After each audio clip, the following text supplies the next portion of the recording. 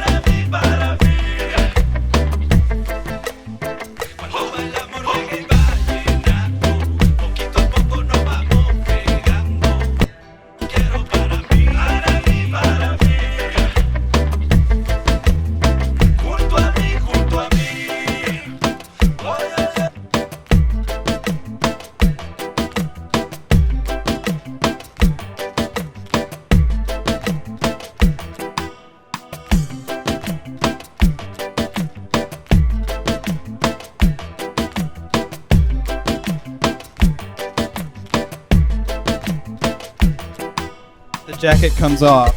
The jacket comes off. The jacket comes off. Be careful.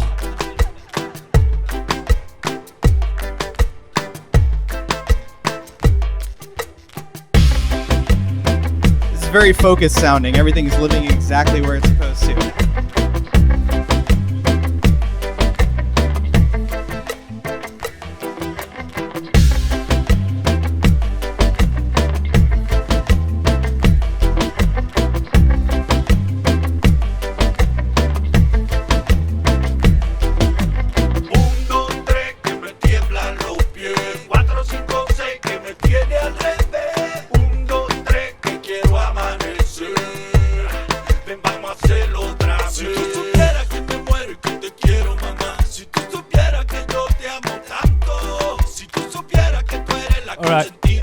So yeah, it was supposed to be an instrumental, but a couple of the stems made it into the session. So first of all, this is the process on this.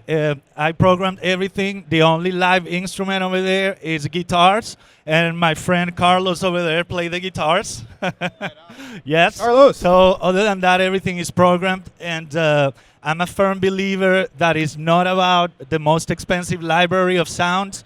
I think it's just about what you do with those sounds and, of course, the tools that you use to process those sounds, right? So most of the sounds are factory sounds. I use a lot of Reason, Really? factory sounds from Reason. Okay. And but when I'm mixing the track, it's all about sound design, right? You get a factory kick drum, and it's about what you make with that kick drum, right? So in my process, I usually start with drums. I'm a drummer.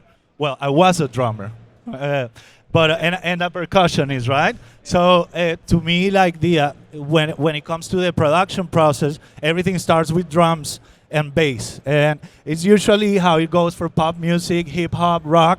I want to make sure that the trunk, I call it like the trunk of the tree, would be my drum, percussion, and bass, and then I start adding all the branches, right? Guitars, keyboards, background vocals, and all of that. So it's very important to make sure that the spine of the song is solid, right? So then that could hold the rest of the elements, right? So on this one, I co-wrote the song with the artist, and those little Jamaican voices that you hear over there, it's me also. So it happens a lot. I'm in the studio with the artist working on an idea, and then I record this idea, and then the artist, I'm like, hey, I just recorded a reference for you. And then the artist is like, oh, I love it, let's keep your voice, you know? So I'm featured in a few of the tracks that I produce unintentionally, but at the end of the day, it's all about the music, right? It's all about the intention. So as you guys can hear, in this session, there is a blend of elements from different cultures. When I'm producing, to me, I'm a Latino, I'm from Venezuela, and I've been living in the States for almost 20 years. So for me, music production and modern music production, it's all about cultural integration, right?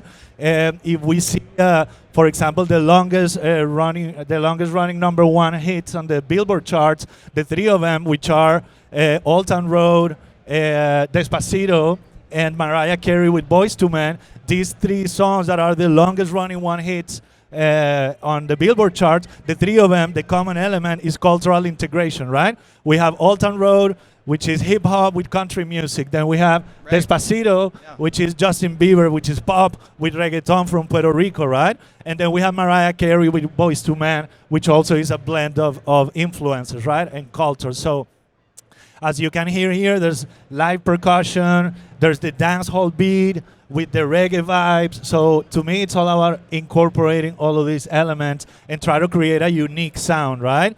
Because that's part of your songwriting process too, like when you're working with the artist? Yeah, in this case, I built the beat first. The artist wasn't even in the studio.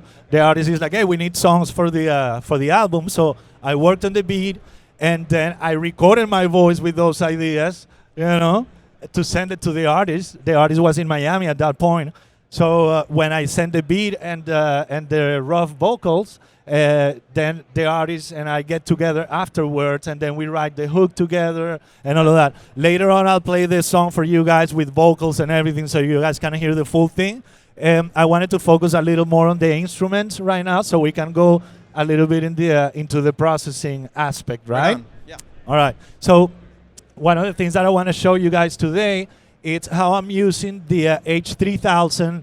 In Miami, in my old studio, I used to have an H3000, the actual unit, the hardware unit, which I love. You had to abandon it, right? Huh? You had to abandon it, right? Well, I sold it. I didn't abandon it. So, and it's good because it's such a classic piece of gear that it still has so much value, right? It's like selling a vintage Porsche, you know? So, so I had a solid state Logic 4000.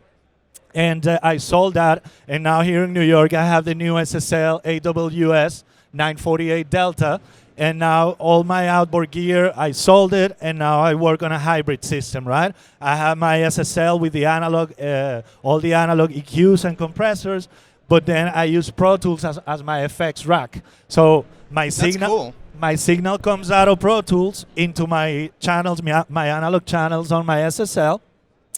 And then from the auxiliary sends on my SSL, I send the signal back into the interface. And then in Pro Tools, I have auxiliary channels where I open all my effects, my reverbs, my delays, and my chorus, right?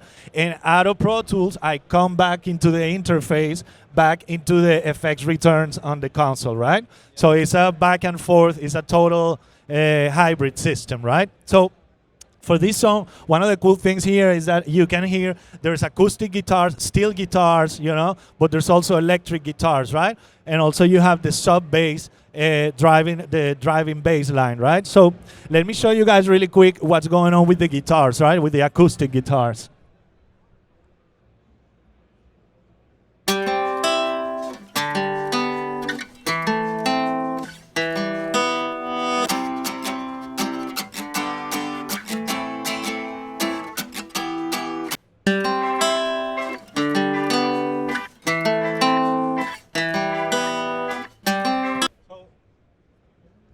So that guitar is doubled. So what I'm doing is that I'm hard panning. Is an exact double, right? But they're hard panned. So it sounds pretty clean, pretty good. But it's lacking a little bit of depth, right? A little bit of space. And also in my studio here in New York, I don't have a recording booth. It's just a mixing and production suite, right? So one of the missions for me always is to create fake spaces, and make it sound like if it is recorded in a live room. And also, since it's doubled, you want to make sure that even though you want it to sound really clean, you also want to make sure that it sounds live, right? So what I'm adding to this guitar, for example, is the micro pitch. I think on this one I'm using the micro pitch effect from the H3000. So let me go in it and show you guys what's going on.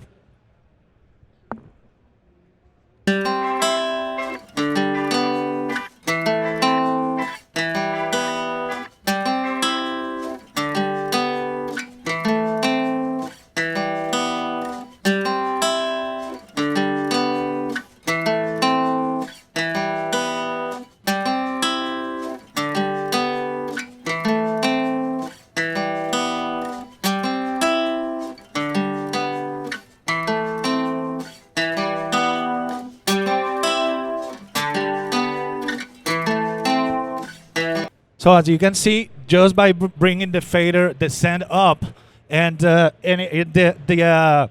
detuning right now is really small. You can see it's just 9%, and you have only delay on the right side. So let's play with it a little more and see what we can get. Okay. Let's go a little harder on the detune. With just a little bit, it's really noticeable. Huh? Even with just a little bit, it's really noticeable. Yes, you can see before it was just in 9%, which is a very small amount of detuning, but the difference, it creates a huge difference, right? So now I'm going in a little harder so you guys can see a little more extreme. So usually what I like doing, of course, since they're hard pan, that's one of the reasons why I like to do the hard panning, because then it allows me also to use the H3000 almost as if it's a stereo box, the output, but it allows you to manipulate both signals separate without having the need to open another instance of the plugin, which is going to take more CPU and so on, right? So what I like doing is that the detuning on each side should be different, right? So let's say in this case, we're doing 16% on the left side, and then let's go a little harder on the right side and see how it feels. Maybe we can bring this one back a little bit. Let's say 12. And let's go, for example, for 20, right? And then let's play, see what's up.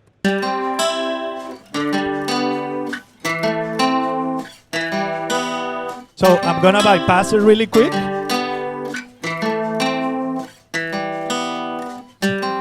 You guys can hear the difference, right? It opens so much, right? Just with a little bit of the detuning, right? So let me bring it back in.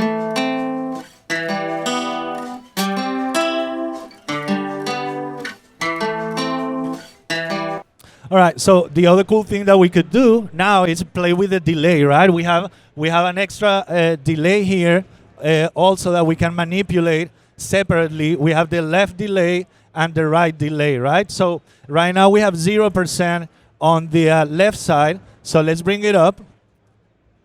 Let's try around 20% of delay on the left side, and let's keep this one at 25 where it is, right? So let's see how it feels now.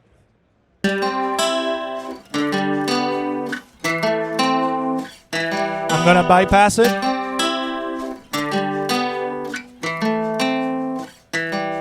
Very wide. It's like a whole different track, right? It makes a huge difference. The guitar grows both in depth and also on width, right? So I'm gonna bring it in again.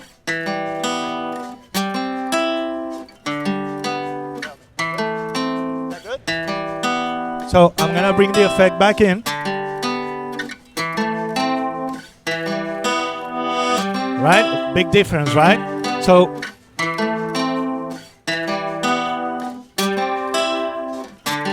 let's dial it down a little bit.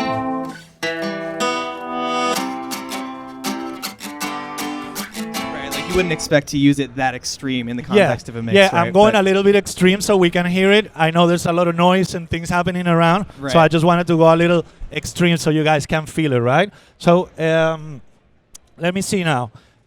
We have also, and the cool thing is that it works both for the picking guitar and for the arpeggiated guitar, and it also works for the strumming guitar, right? So let's hear how it works on the strumming part, okay?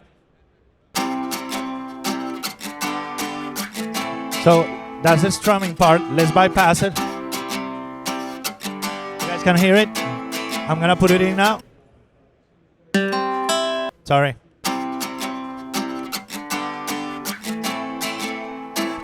You hear how the harmonics are getting enhanced, you know? And at that point, I haven't added any reverb, any plates. The only thing that we're adding at this point is the micro pitch, right? So the micro pitch, it has the small amount of delay, which also allows us to give some depth, and also has the detuning, right? So it's a combination of both things, you know, in one box, right? So and again, if we go deeper in it, it could be even more flexible, you know? So let me, any questions so far? Feel free to ask any questions. We're here to ask any question, right? Yeah, absolutely. All right, so the other cool thing, I use a lot the H3000 a lot also in background vocals, right? So let's see what happens here, for example, with background vocals, right? So would you say that micro pitch shift is like one of the main effects that you do use when you're in production?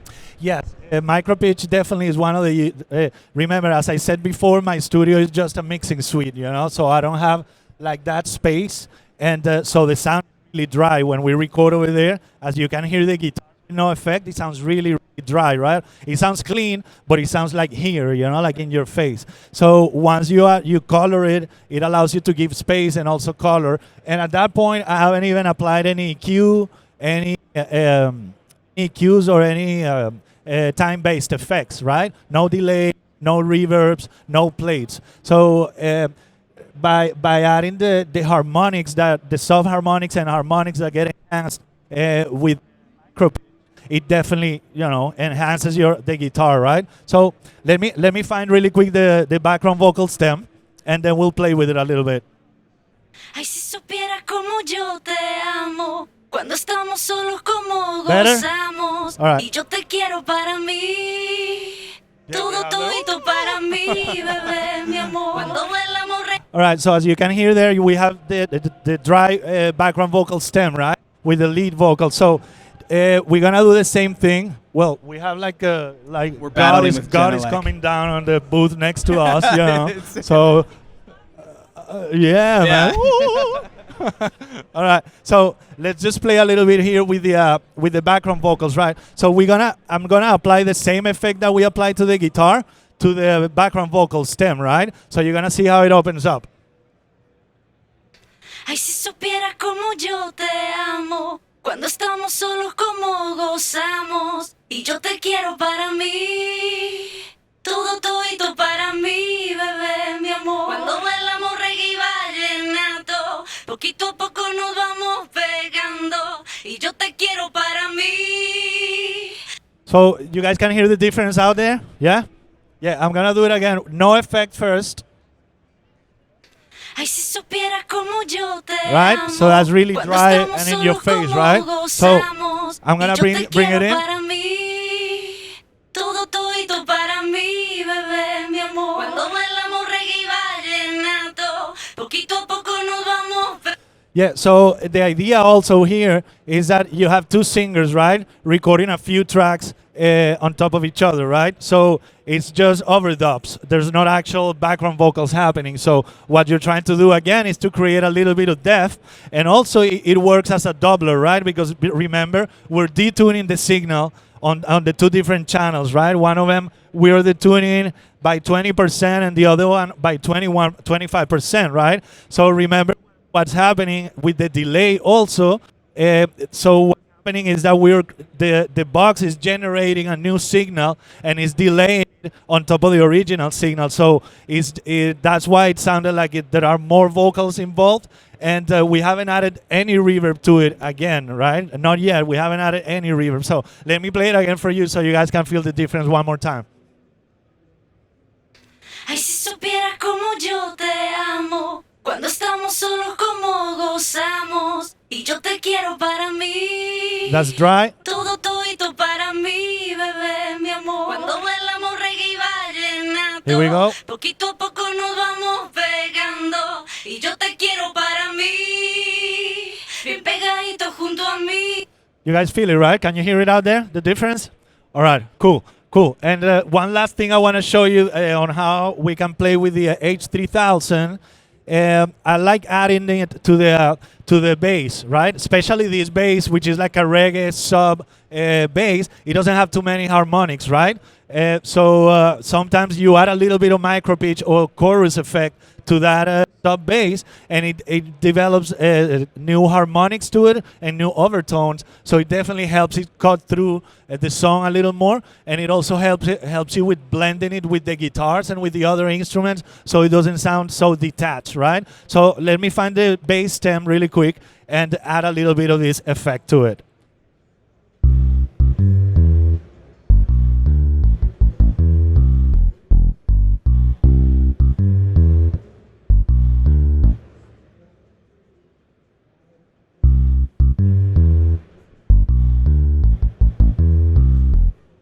All right, so now let's add a little bit of that detuning to that bass, and you guys are gonna feel how it really grows, because right now it's really punchy, dry, and here in your face, right? So it's gonna be hard when it comes to mixing. It becomes like really detached from the rest of the band, right? So let me add a little bit of that effect to it.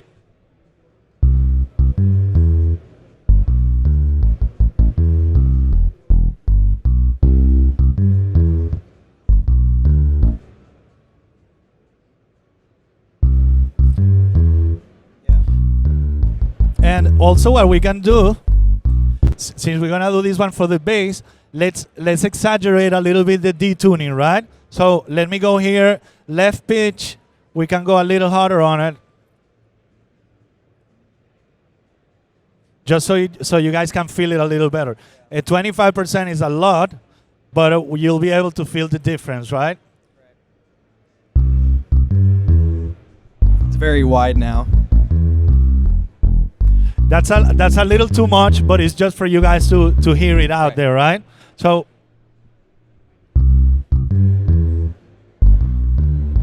I'm gonna take it out. You see, once you take it out, the bass comes back here to the center, and it kind of like loses the depth and a little bit of the width. So I'm gonna take it in and out so we can A/B it.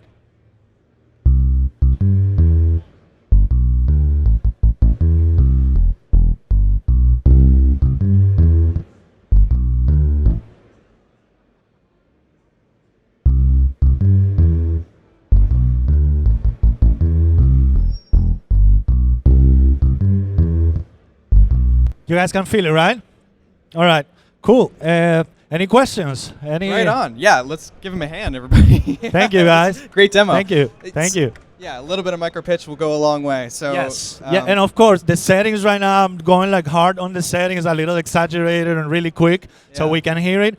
But also, when you're mixing your song, it might be a good idea. I loved having the micro pitch in some of the instruments, and then I opened the chorus, the classic chorus effect, which is very similar, but it's a little deeper, you know? So I usually use 2 instances of the H3000, one for the backgrounds and for the guitars, and then one separate one for the bass, for example, you know?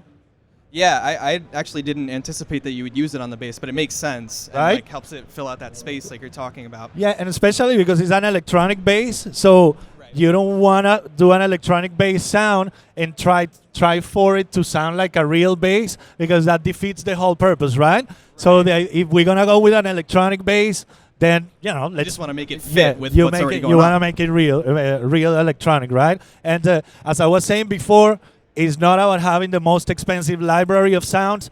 most of these sounds are recent factory sounds, you know. So it's about what we do with those sounds in the mixing process. It's not about, oh, I have 3 terabytes of sounds in my library, but I always go to the same folder where I have my favorite kick, you know. So you have 3 drives full of samples that you never look at. First of all, because it would take you hours just to go through. So That's me. Oh, there you go. So my approach is different, you know, because I come from some producers come from the musicians thing. I come from the engineering side of things, you know. So for me, I can get any sound and I can compress it and EQ and take away frequencies and then make it sound like the most expensive sound in the world just by using factory sounds, you know. So my go-to sounds are Reason. I use a lot of Stylus RMX also when for the programming. And I even use Expand, which is a factory synth from Pro Tools, right? It's not about the most expensive library. It's about what you do with those sounds. So in that case, I'd rather have a small and cheap library of sounds, but have the right tools to mix them, you know? I'd rather spend my money in good mixing tools that will allow me to turn that sound into a world-class sound than having the most expensive sound and then be like, okay, now what? It's like a guitar, you know? Anybody can go to Guitar Center and buy the same guitar. It's about what you do with that guitar, right? So that's a little bit my approach and my philosophy when it comes to production. So, did you use H3000 this extensively on, like, when you owned the hardware version in Miami? Because that would take. Yes. I imagine that would take a lot of time, just like recording the effect over again. Because it's just the one unit, right? Well, yeah. One of the things I try to find one setting, like kind of like what I did now, that you find one setting that consistently could work with the different parts of the song. Because also, since everything is programmed, you are trying to make things sound a little bit organic, or like if they were in the same room, let's say, you know, even though it's electronic, you want to have like this blanket on top of the mix, or this blanket that gives consistency throughout the mix, right? Instead of having all of these different effects that is going to make the guitar sound here and the bass over there, you know. Like all disjunct and not associated. All detached, you know. So in Miami, yes, with the hardware version, always micro pitch or always chorus effect. Oh, the doubler is really good, yes. Yeah. So, and that's a good lesson for like producers and engineers to learn today, because a lot of people are doing that out of their bedrooms, right? So everything is going to be dry. It's going to be, you know, exactly what the treatment that you showed us with the acoustic guitar. It's going to be the same thing. So that's a good point, you know, because we could have the biggest console, we could have the most expensive console, but in reality, there are so many number one hits that are being done in a laptop. So what I'm trying to share with you guys is some of the ways that you can enhance your sound without having to spend $100,000 in a console, you know, or in effects units, you know. All of these tools, any of us can have these tools available in our laptop. So it's all about being creative and how to use technology to enhance our creative process, right? Without putting any limitations, because the lack of consoles or hardware, I think at this point that philosophy is gone, you know. Would you say that if you still had the SSL 4000? The SSL 4000? Yeah. I'm an SSL guy, you know. And so you had to leave the desk when you moved to New York, right? Yes, but then I upgraded to the new SSL, which is a hybrid. It helps me develop my hybrid system because it has the integration with Pro Tools. It has the Delta automation. Yeah. My old SSL, it was just 4000 with no total recall, no moving faders, and no connection to Pro Tools. So the workflow, you know, if you have 2 or 3 sessions in one day, is hard, you know, because just to do a recall, and first of all, the recall is never going to sound the same if you have all of these tubes and LA2As and man. Gotta like warm up and they're all like moody too. And in Florida, the electricity is pretty unstable, right? Sometimes in Florida, you might have 110, next day it'll be 120, next day it'll be 117. Wait, so would the effects like sound differently from day to day? Well, the tubes, especially the tubes, you know, and even just dialing it in, you know, there's no steps when you're dialing an LA2A. And then you have to tap it a little bit, like Yeah. or like. But yeah, so now with this new system, I have the total recall on the SSL, and when I open session, all settings come up automatically. As I left That's it last perfect. night. Yeah. But yeah. it like works like a classic like effects rack for Yes, you. The way that yes. you're busting it in and out of Pro Tools. Yeah, if you see here Right. my Pro Tools session here, let me see, where's my effects? Here. So in this case, I just have the 3000, but usually in this, I have a reverb 1, reverb 2, long reverb, for example, then delay, then H3000, and all of are being fed from the console and coming back to the console and on the effects returns. So yeah, I use Pro Tools as my tape machine, editing machine, and also as my effects rack. That sounds pretty figured out to me. Like that's the setup that I Yeah, would it's want. really I was locked like, in, to do a recall. It doesn't take us more than 20, 30 minutes to do a full recall of a session, Right, and talking to the point of like it's not what the tools are necessarily; it's what you do with them. Like, would you say that the software is lacking in any way? That do you miss anything from doing it in Miami with the SSL 4000? Well, I don't actually miss it because I'm a gear freak, So your toys. We are all a little bit. Yes, Yeah. yes. So your toys, and 20 years with these toys, collecting gear and all of that. But at the end of the day, it's about the workflow, and I think Eventide is doing a great job with the emulations of the hardware. I'm a big fan also of Waves and also Universal Audio. Those are my three. And of course, Solid State Logic, the plugins by SSL also are. Right. And I don't think at this point they are lacking anything. Maybe a few years ago when the development wasn't too deep yet, but I don't think we're missing anything right now. Right on. Yeah, no, that makes total sense.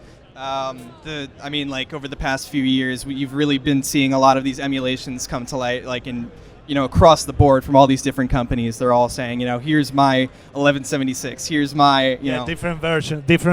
Right. Yes, yes. No, but I'm really happy because now the hybrid system is, if I have to flip between sessions, 2 or 3 sessions in one day, it allows me to really quick flip clients, flip sessions, and the workflow. Yeah, absolutely. So something else I wanted to ask you. You mentioned a little bit earlier that you worked with this artist to write the track and you demoed it out for them. You do this at Peer Music, right? As an in-house songwriter and producer, that's not really the modern convention, right? So maybe tell us a little bit about how that conversation started and what the decision was to say, okay, this is what. Yes, definitely. So I have a partnership with Peer Music, with the publishing. Peer Music is the oldest music publishing in the world and the biggest independent publishing in the world. So I have this partnership with them since 2009 in Miami. With Sonic Projects, your Sonic Projects is my project, yeah. company. So what I did with Peer Music was that we did a partnership. They gave me the space to run my studio, and then I provide them with services. So a few of the albums that I've done in the last few years, including the John Secada album that I won a Grammy for last year, was done under that partnership. They give me the space, I bring the gear, they have the space.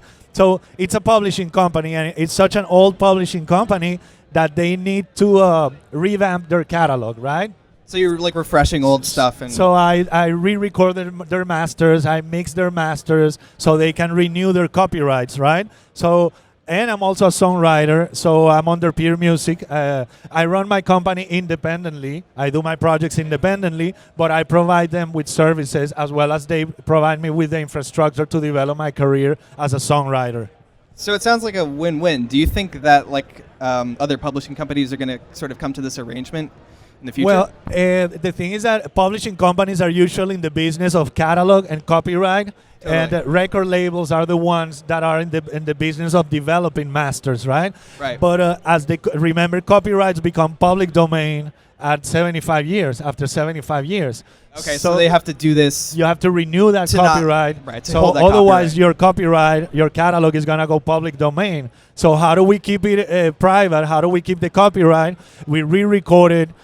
We do a new version of it, so then you can register it and have 75 more years of that copyright. Was that a because you used the vocal track from the original session though on that? The what? The vocals from the original session, right? From the John Cicada album? Yeah. Yes. Yes. Was that like a stipulation on refreshing the copyright, or was that just like kind of like a cool yeah, idea? Yeah, that was just because I mean it is cool. That's super cool. It was it was an idea to make it interesting the project. So we received the original recording from RCA, Right. and the original recording was from the 50s, right? So the first challenge was to it was a 2-track, so there was no separation. So the So first you had to take the vocals out completely from the finished song. from the 2-track, yes. So that was the first challenge, and of course, and also we had to build a click after the vocal was stripped down. We had to build a click so the new big band could Would line follow up. that click. Yes. So you had to then record to the way that the old session Yes, was set up. the vocal, following the old vocal, but you needed to put a click on it so the big band could follow it. So it was a fun challenge. Yes, it was a good challenge. Yes, but it was good. We won a Latin Grammy for it for a best traditional tropical album. That's awesome. Yeah, so it paid off. It paid off. I have one last question for you. Yes. Which is that you're also a professor of music technology and music business at NYU. Yes. How do you find the time to do that on top of working with Pure Music and Well, there's creating always a time. curriculum? There's always time. If you wanna do things, you will always find the time. And I'm at a point in my career that I have done so many projects, so many albums. So it's like, okay, what do I do with all of this experience? What do I do with all of this just pulling knowledge? from this knowledge that Let you me already just have in pour your it bag? back. Pour it back. A few of my students are walking around and they come to support me too. I support them, and always my students are supporting me too over there. There they go. And so to me, it's more okay. Music is a form of legacy, But I think education is gonna guarantee that the legacy is gonna live on, right? Right on. Yeah. Yeah. Well, JC, thank you for spending this time with us. It's been Thank a you pleasure so having much. you at the booth. All right, thanks. Any questions? Questions? Everybody anybody? cool? No questions? All right. Thank you, guys. Thank you for coming.